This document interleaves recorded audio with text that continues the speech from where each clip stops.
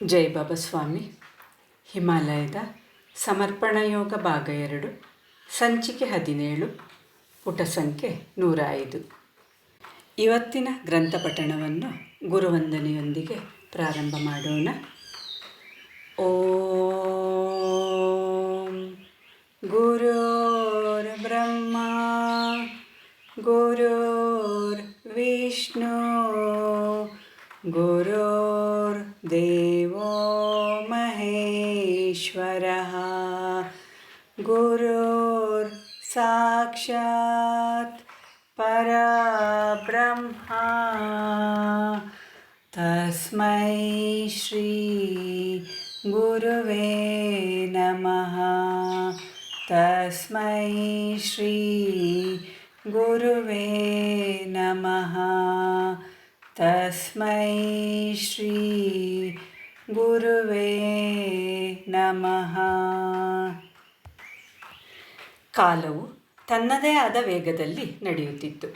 ಹಣಕಾಸಿನ ಪರಿಸ್ಥಿತಿ ತುಂಬ ಸಮರ್ಪಕವಾಗಿರಲಿಲ್ಲ, ಆದರೆ ಎಲ್ಲವೂ ಸರಿಯಾಗಿ ನಡೆಯುತ್ತಿತ್ತು. ನನ್ನ ದೃಷ್ಟಿಯಲ್ಲಿ ಅವಶ್ಯಕತೆಗಳು ಕಡಿಮೆ ಇದ್ದವು ಹಾಗೂ ಯಾವುದೇ ಭವಿಷ್ಯತ್ ಕಾಲದ ಯೋಜನೆಗಳು ಇರಲಿಲ್ಲ. ಯಾವುದೇ ಉಳಿತಾಯದ ಯೋಜನೆಗಳಿರಲಿಲ್ಲ, ಯಾವುದೂ ಇರಲಿಲ್ಲ ಹಾಗೂ ಇದರ ಕಡೆ ಯಾವುದೇ ಗಮನವೂ ಇರಲಿಲ್ಲ. ಜೀವನದಲ್ಲಿ ಇವುಗಳು ಅಷ್ಟೇನು ಮುಖ್ಯವೆಂದು ಅನ್ನಿಸುತ್ತಿರಲಿಲ್ಲ. ಗಮನವೆಲ್ಲವೂ ನನ್ನ ಆಧ್ಯಾತ್ಮಿಕ ಸ್ಥಿತಿಯ ಕಡೆಯೇ ಇತ್ತು. ಜೀವನದಲ್ಲಿ ಯಾವುದಾದರೂ ದೊಡ್ಡ ಗುರಿಯು ಬಂದಾಗ ಬೇರೆ ಸಣ್ಣ ಸಣ್ಣ ಗುರಿಗಳು ಇರುವುದಿಲ್ಲ. ನಮ್ಮ ಸ್ಥಿತಿಯೂ ಕೂಡ ಇದೇ ರೀತಿ ಇತ್ತು. ನಾವು ಈ ವಿಷಯದ ಮೇಲೆ ಮತ್ತು ನಮ್ಮ ಅನುಭವಗಳ ಮೇಲೆ ಗಂಟೆಗಟ್ಟಲೆ ಚರ್ಚೆ ಮಾಡುತ್ತಿದ್ದೆವು. ಈ ಕಾರಣಕ್ಕಾಗಿ ಜನರು ನಮ್ಮನ್ನು ಛೇಡಿಸುತ್ತಿದ್ದರು. ಆದುದರಿಂದ ನಾವು ಬೇರೆಯವರ ಮುಂದೆ ಈ ವಿಷಯದ ಬಗ್ಗೆ ಚರ್ಚೆಯೇ ಮಾಡುತ್ತಿರಲಿಲ್ಲ. ಜನರು ನಾನು ಧ್ಯಾನದ ಬಗ್ಗೆ ಹುಚ್ಚನಾಗಿದ್ದೇನೆಂದು ಮತ್ತು ನನ್ನ ಪತ್ನಿಯೂ ಕೂಡ ಹುಚ್ಚಿಯಾಗುತ್ತಿದ್ದಾಳೆಂದು ಭಾವಿಸುತ್ತಿದ್ದರು. ಈ ವಿಷಯದಲ್ಲಿ ಕೆಲವು ಸಂಬಂಧಿಕರು ನಮ್ಮಿಬ್ಬರ ನಡುವೆ ವಿರಸ ಮೂಡಿಸಲು ಪ್ರಯತ್ನಪಟ್ಟರು, ಆದರೆ ಎಂದಿಗೂ ಸಫಲರಾಗಲಿಲ್ಲ. ಅವರ ಬಹಳಷ್ಟು ಪ್ರಯತ್ನಗಳೆಲ್ಲವೂ ನನ್ನ ಪತ್ನಿಯನ್ನು ಈ ಕಾರ್ಯಕ್ಷೇತ್ರದಿಂದ ಬೇರೆ ಮಾಡುವ ಸಲುವಾಗಿಯೇ ಇತ್ತು. ಏಕೆಂದರೆ ಅವಳು ಸುಲಭವಾಗಿ ಸಿಗುತ್ತಿದ್ದಳು, ನಾನು ಸಿಗುತ್ತಲೇ ಇರಲಿಲ್ಲ. ಆದರೆ ಈ ವಿಷಯದಲ್ಲಿ ನನ್ನ ಪತ್ನಿಯು ದೃಢವಾದ ಸಮರ್ಥಕಳಾಗಿದ್ದಳು. ಆ ವೇಳೆಯಲ್ಲಿ ನನಗಾಗಿದ್ದ ಅನುಭವವೆಂದರೆ, ಪ್ರಪಂಚದಲ್ಲಿರುವ ಬಹಳ ಮಹತ್ವವಾದ ಸಂಬಂಧವೆಂದರೆ ಅದು ಪತಿ ಪತ್ನಿಯರ ಸಂಬಂಧ. ಅದು ದೀರ್ಘಕಾಲವಿರುವ ಎಂದೆಂದಿಗೂ ಜೊತೆಗಿರುವ ಸಂಬಂಧ. ಆದುದರಿಂದಲೇ ಈ ಸಂಬಂಧವು ಗಟ್ಟಿಯಾಗಿದ್ದರೆ ಮತ್ತು ಭದ್ರವಾದ ಬಂಧನವಿದ್ದರೆ ಹೊರಗಿನ ಜನರಿಂದ ಎಷ್ಟೇ ತೊಂದರೆಗಳು ಬಂದರೂ ಅವನ್ನು ಸಹಿಸಬಹುದು. ಪತಿ ಪತ್ನಿಯರಿಬ್ಬರೂ ಒಂದಾಗಿರಬೇಕು. ಅವರ ನಡುವೆ ಯಾವುದೇ ರೀತಿಯ ಅಂತರವಿರಬಾರದು.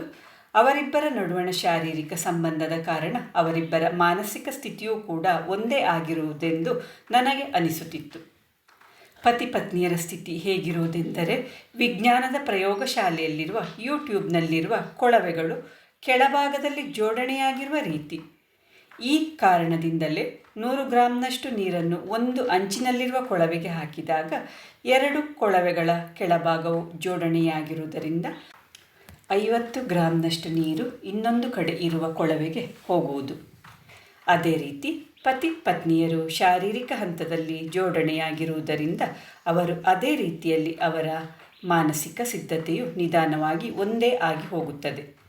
ಅಂದರೆ ಇಬ್ಬರು ಒಳ್ಳೆಯ ಸ್ಥಿತಿ ಅಥವಾ ಕೆಟ್ಟ ಸ್ಥಿತಿಯವರಾಗಿರುತ್ತಾರೆ.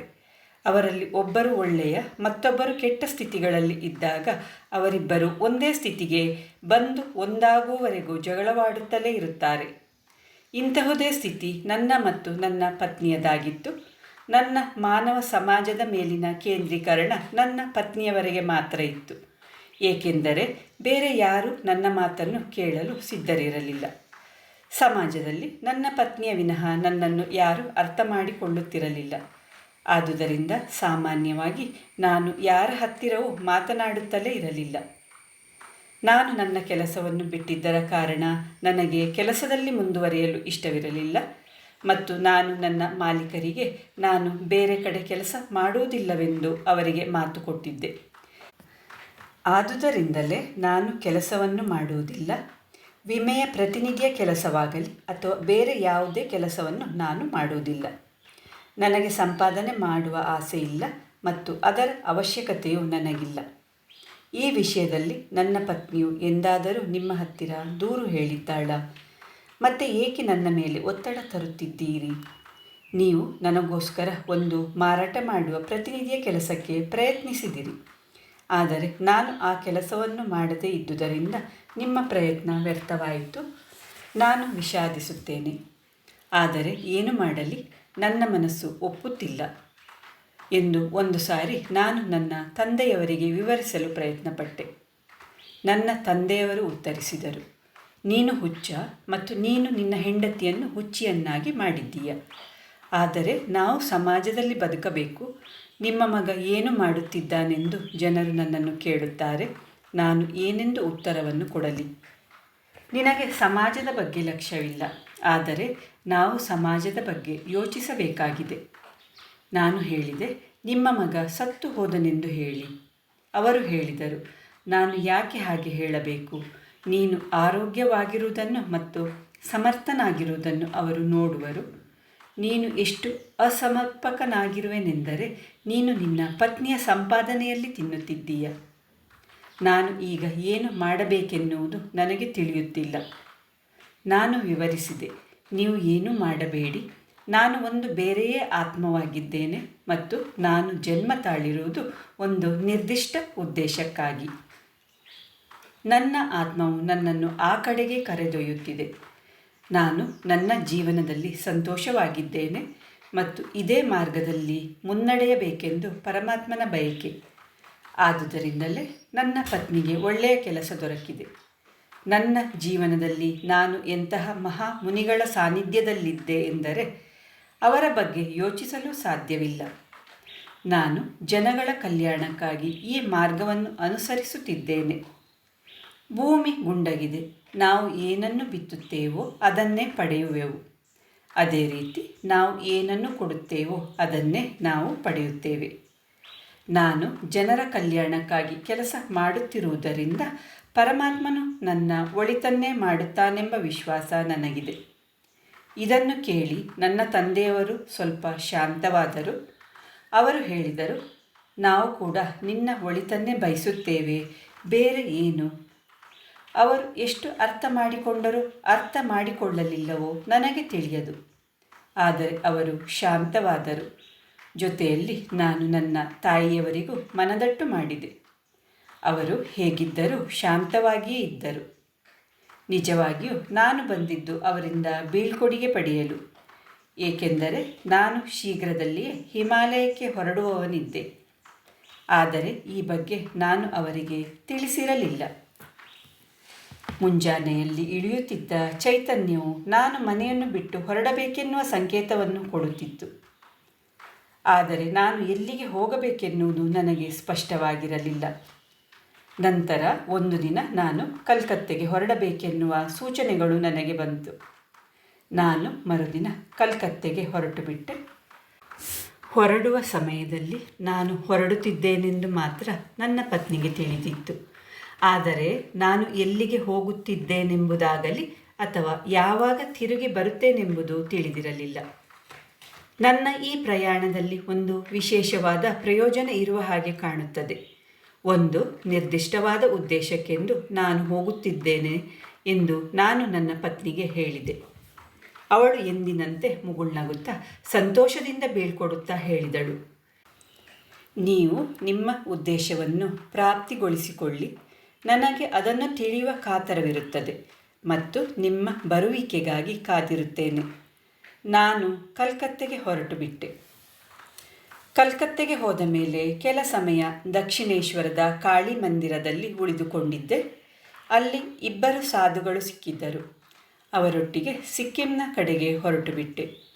ದಾರಿಯಲ್ಲಿ ಕೆಲವು ಬೌದ್ಧ ದೇವಾಲಯಗಳಿಗೆ ಹೋಗಿದ್ದೆವು ಮತ್ತು ಬೌದ್ಧ ಧರ್ಮದ ಬಗ್ಗೆ ತಿಳಿಯುವ ಪ್ರಯತ್ನ ಮಾಡಿದೆವು. ಈ ಪ್ರಾಂತ್ಯದಲ್ಲಿ ಬಹಳಷ್ಟು ಬೌದ್ಧ ಧರ್ಮದ ಮಠಗಳು, ಹಲವು ಬೌದ್ಧ ವಿಹಾರಗಳು ಇದ್ದವು. ಇಲ್ಲಿಯ ಬಹಳಷ್ಟು ಆದಿವಾಸಿಗಳಲ್ಲಿ ಬೌದ್ಧ ಧರ್ಮವು ಪ್ರಚಲಿತದಲ್ಲಿದೆ. ಆನಂತರ ಆ 2 ಸಾಧುಗಳು ಕೂಡ ಬೇರೆಯಾಗಿ ಬಿಟ್ಟರು. ನಾನೊಬ್ಬನೇ ಮುಂದೆ ಹೊರಟೆ. ಅದು ಒಂದು ವಿಚಿತ್ರವಾದ ಪರಿಸ್ಥಿತಿಯಾಗಿತ್ತು. ನಾನು ಪ್ರತಿದಿನ ಬೆಳಗ್ಗಿನಿಂದ ಸಂಜೆಯವರೆಗೂ ನಡೆಯುತ್ತಿದ್ದೆ. ಬೆಳಗ್ಗೆ ನಾನು ಎಲ್ಲಿಗೆ ಹೋಗುತ್ತಿದ್ದೇನೆಂದು ತಿಳಿಯುತ್ತಿರಲಿಲ್ಲ. ಆದರೆ ಸ್ವಲ್ಪ ಸ್ವಲ್ಪ ದಕ್ಷಿಣಾಭಿಮುಖವಾಗಿ ನಡೆಯುತ್ತಿದ್ದೆನು. ನಾನು ಎಷ್ಟು ದೂರ ನಡೆಯಬೇಕೆಂದು ಏನೂ ನಿಶ್ಚಯ ಮಾಡಿರಲಿಲ್ಲ, ಏಕೆಂದರೆ ಯಾವುದೇ ಆತುರ ಇರಲಿಲ್ಲ ಮತ್ತು ಯಾರೂ ನನಗೋಸ್ಕರ ಕಾಯುತ್ತಿರಲಿಲ್ಲ. ಬೆಳಗಾಗುತ್ತಿತ್ತು ಮತ್ತು ಸಂಜೆಯಾಗುತ್ತಿತ್ತು. ನನ್ನ ಹತ್ತಿರ ಒಂದು ಜೋಳಿಗೆ ಮಾತ್ರ ಇತ್ತು. ಅದೇ ನನ್ನ ಸಾಮಾನು ಆಗಿತ್ತು. ಎಲ್ಲಿಯಾದರೂ ದಾರಿಯಲ್ಲಿ ನದಿಯಾಗಲಿ, ಕೊಳವಾಗಲಿ ಅಥವಾ ನೀರಿನ ಕಾಲುವೆಗಳಾಗಲಿ ಇದ್ದಾಗ ಸ್ನಾನ ಮಾಡುತ್ತಿದ್ದೆ. ನನಗೆ ಕೆಲವು ಎಲೆಗಳ ಬಗ್ಗೆ ಮಾಹಿತಿ ಇತ್ತು. ಅವುಗಳನ್ನು ಹಸಿಯಾಗಿಯೇ ತಿನ್ನುತ್ತಿದ್ದೆ. ಸ್ಕಾಶ್ ಎನ್ನುವ ಹಣ್ಣುಗಳು ಅಥವಾ ಬಾಳೆಹಣ್ಣುಗಳು ದೊರೆಯುತ್ತಿದ್ದವು. ಅವುಗಳನ್ನೇ ತಿನ್ನುತ್ತಿದ್ದೆ. ಹೀಗೆ ಅನೇಕ ದಿನಗಳು ಕಳೆದವು. ಆದರೆ ಯಾವ ಸ್ಥಳವನ್ನು ತಲುಪಿರಲಿಲ್ಲ. ನಾನು ಮನಸ್ಸಿನಲ್ಲಿ ಅಂದುಕೊಂಡೆ, ಇದು ಯಾವುದೋ ನಿಶ್ಚಿತವಾದ ದೊಡ್ಡ ಸ್ಥಾನವನ್ನು ತಲುಪುವ ತಯಾರಿ ಮಾತ್ರವಾಗಿದೆ. ನಾನು ಈಗ ಸಮಾಜದಿಂದ ಬಂದವನಾಗಿದ್ದುದರಿಂದ ಗುರುದೇವರು ನನ್ನನ್ನು ಪ್ರಕೃತಿಯ ಮಧ್ಯೆ ಇರಿಸಿಕೊಂಡು ಶುದ್ಧಗೊಳಿಸುತ್ತಿರುವರು. ಪ್ರಕೃತಿಯ ಮಧ್ಯದಲ್ಲಿ ಇದ್ದು ಒಂದು ಪ್ರಕೃತಿಮಯ ಸ್ಥಿತಿಯು ಪ್ರಾಪ್ತಿಯಾಗುತ್ತಿತ್ತು. ಎಲ್ಲ ವಿಚಾರಗಳು ನಿಂತು ಹೋಗಿದ್ದವು. ಜೀವನವು ಒಂದು ನಿಶ್ಚಿತವಾದ ದಿಕ್ಕಿನ ಕಡೆ ಹೋಗುತ್ತಿತ್ತು. ಒಂದು ದಿನ ಬೆಳಗ್ಗೆ ಎದುರಿನಲ್ಲಿದ್ದ ಬೆಟ್ಟದ ಮೇಲೆ ಹೋಗಲು ಹೊರಟೆ ಮತ್ತು ಅಲ್ಲಿಗೆ ತಲುಪುವ ಹೊತ್ತಿಗೆ ಸಾಯಂಕಾಲವಾಗಿತ್ತು. ಸಂಜೆಯ ವೇಳೆಯಲ್ಲಿ ಒಂದು ಬಹಳ ದೊಡ್ಡದಾದ ವೇಗವಾದ ಚಂಡಮಾರುತ ಪ್ರಾರಂಭವಾಯಿತು. ಅದು ಎಷ್ಟು ರಭಸವಾಗಿತ್ತೆಂದರೆ ನಾನು ಸರಿಯಾಗಿ ನಿಲ್ಲುವುದಕ್ಕೂ ಆಗುತ್ತಿರಲಿಲ್ಲ. ಈ ಬೆಟ್ಟವನ್ನು ಹತ್ತಿದ ಮೇಲೆಯೇ ಇದ್ದಕ್ಕಿದ್ದಂತೆ ವಾತಾವರಣದಲ್ಲಿ ಈ ಬದಲಾವಣೆ ಬಂತು ಮತ್ತು ಗಾಳಿಯು ನನ್ನನ್ನು ಒಂದು ನಿರ್ದಿಷ್ಟವಾದ ದಿಕ್ಕಿನಲ್ಲಿ ನೂಕುತ್ತಿತ್ತು. ನನಗೆ ಮುಂದೆ ಒಂದನ್ನೊಂದು ಆಸರೆ ಪಡೆದುಕೊಂಡು ನಿಂತಿರುವ 2 ಚಾಚು ಬಂಡೆಗಳು ಕಾಣಿಸಿದವು. ಅವುಗಳ ಮಧ್ಯೆ ವಿಶಾಲವಾದ ಸ್ಥಳವಿತ್ತು.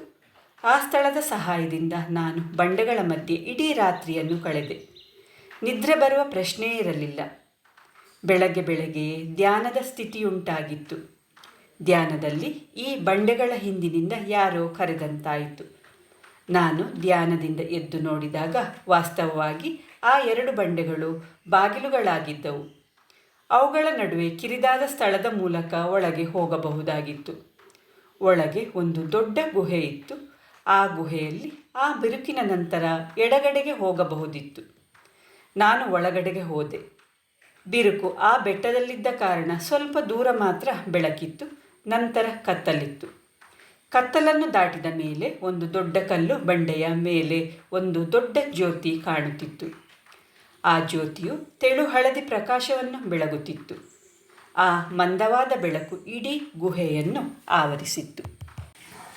ನಾನು ಮುಂದೆ ಹೋಗಿ ಆ ಕಲ್ಲು ಬಂಡೆಯ ಕಡೆಗೆ ನಮಸ್ಕಾರ ಮಾಡಿದೆ. ಆ ದೊಡ್ಡ ಕಲ್ಲು ಬಂಡೆಯ ಮೇಲೆ ಯಾರೋ ಮುನಿಯು ಅದೃಶ್ಯ ರೂಪದಲ್ಲಿ ಕುಳಿತುಕೊಂಡು ಧ್ಯಾನ ಮಾಡುತ್ತಿದ್ದಾರೆಂದು ಮತ್ತು ಅವರ ದರ್ಶನ ಕೊಡಲು ಇಷ್ಟಪಡುತ್ತಿಲ್ಲವೆಂದು ನನಗೆ ಅರ್ಥವಾಯಿತು. ಆ ಕಲ್ಲು ಬಂಡೆಯ ಕೆಳಗೆ ಒಂದು ಕಬ್ಬಿಣದ ಚಿಮುಟ ಬಿದ್ದಿರುವುದು ಕಾಣುತ್ತಿತ್ತು. ಆದರೆ ಮನುಷ್ಯರಾರೂ ಅಲ್ಲಿ ಇರಲಿಲ್ಲ.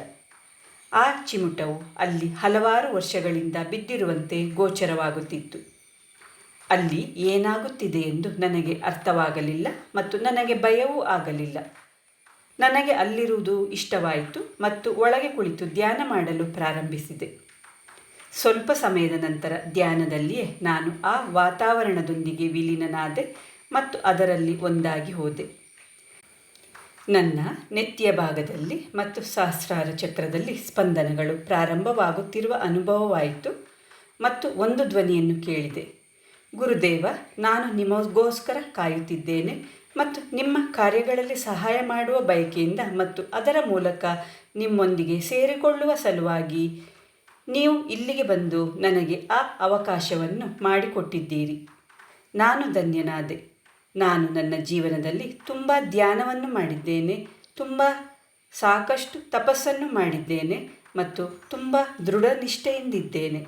ಆದರೆ ನಿರಂತರ ಪರಿಶ್ರಮದ ಮೂಲಕ ಪಡೆದ ಶಕ್ತಿಯನ್ನು ಉಳಿಸಿಕೊಂಡಷ್ಟು ದಿನ ಮುಕ್ತಿ ದೊರಕುವುದಿಲ್ಲ.